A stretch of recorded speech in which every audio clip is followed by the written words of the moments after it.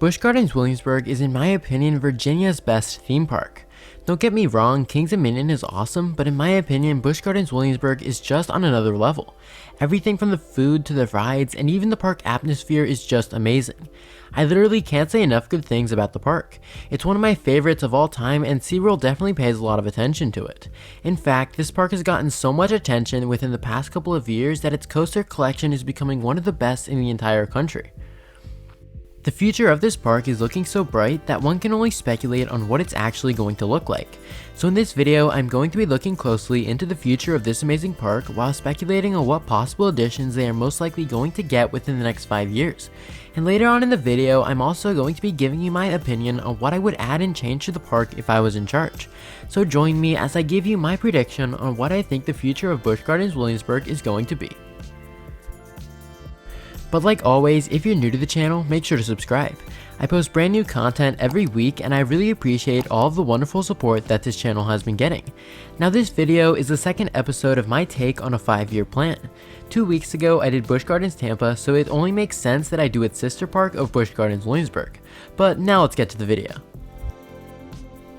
So as with every time I do a 5-year plan, I'm going to start with 2021. So in 2021, I predict that they will open, drumroll please, Pantheon. Yes, unfortunately it's almost a fact that this coaster is being delayed until 2021. With the COVID-19 pandemic and Virginia's phased reopening guidelines, Busch Gardens was never really able to fully open up for the 2020 season.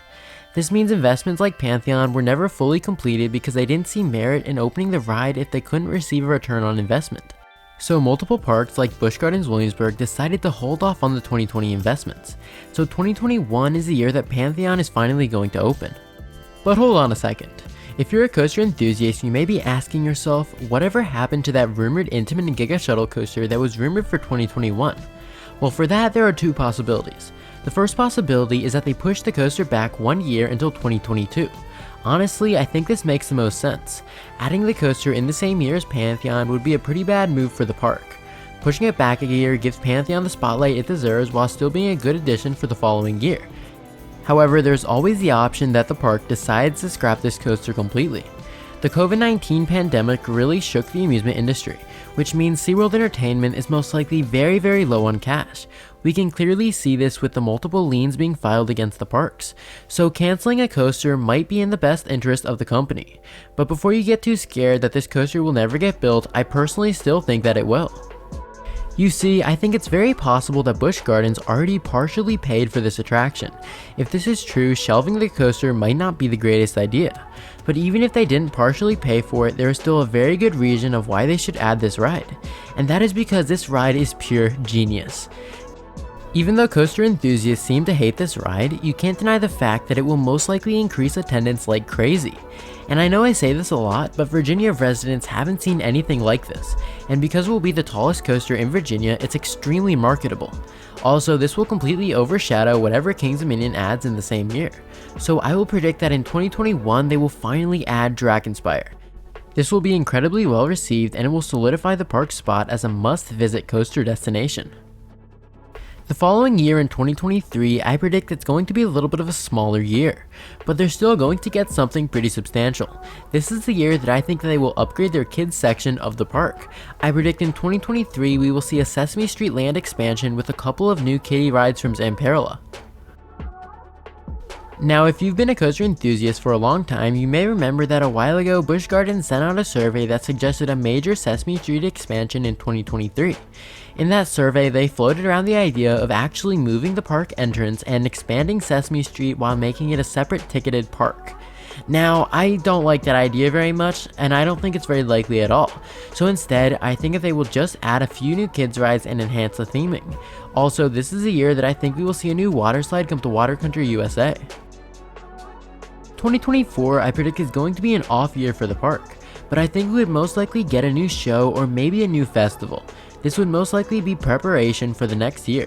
And in 2025, I predict that they're going to do something that I've been waiting for them to do for a very long time, and that is to finally replace Curse of Dark Castle. When they removed this ride, they not only created a major gap in the park's lineup, but they also took away a quality ride that was good for the entire family. Since the ride's removal, the old show building has just been sitting there. It occasionally gets used during the fall or during Christmas time, but I think the park is going to want to fill it with a dark ride in the future. As for the type of dark ride, I'd say everything is on the table. They could easily go for a story-based one or even an interactive shooter. So I predict the next 5 years will look a little something like this. In 2021, we will see the opening of Pantheon. 2022, we will get the Intamin Giga shuttle coaster Drakenspeyer, and they will market it as Virginia's tallest coaster. 2023 will be an upgraded Sesame Street Land and a new slide for Water Country USA. 2024 will be an off year for the park, and 2025 we will finally see a replacement for Curse of Dark Castle. So overall, it looks like a pretty good 5 years.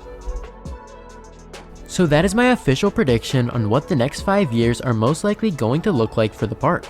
But it's not necessarily what I want to happen.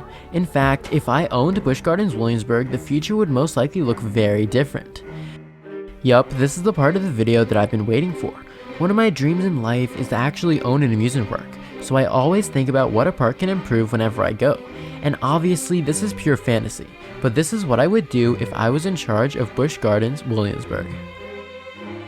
Now the first thing I would do if I was in charge of BGW would be to choose a direction that I want the park to go in. This park is very tricky because lately they've been focusing on coasters way more than family attractions. Now obviously I think this park as of now is most likely focusing on coasters because they see it more profitable to do so. Kings Dominion hasn't really been doing that much lately, so a lot of Virginia residents have been flocking to BGW. So if I was in charge, I would try to balance out the park just a little bit. And I would do this by adding an attraction that I think is the perfect fit for any park. And obviously, that ride is a Mystic River Falls type raft ride. Yes, I know I say this every single time, but I honestly think it would fit perfectly at BGW.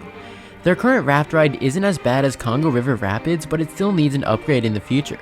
So if I was in charge of the park, in 2024 I would add this attraction. Just imagine how cool you could theme this with the Roman theming. How cool would it be if you were basically going down a Roman aqueduct? Anyway, after a huge addition like that, I would take an off year while focusing on the little details that make the park great. In certain sections of the park, I would enhance the theming where it's needed while just maintaining the general charm of the park, because I don't want to lose track of the thing that makes the park great in the first place. But the next major addition that I would add if I was in charge would be a Star Flyer. My reason for this is simple. Not everyone likes the drop tower. Seeing the park from high up is truly an amazing experience, and if I was in charge, I would want the entire family to enjoy it together. And it doesn't even necessarily have to be that tall. As long as it goes above the tree line, it should be fine. So now that we've added 2 large-scale flat rides, it's finally time to talk about coasters. There are 3 main coasters that would work perfectly at Busch Gardens.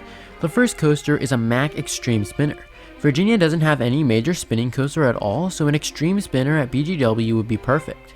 Adding this also makes a lot of sense. The only caveat would be if Dollywood gets one, and then it might not be the best decision for the park. The next possibility would be a little bit of a stretch, and this would be an indoor coaster to replace Curse of Dark Castle.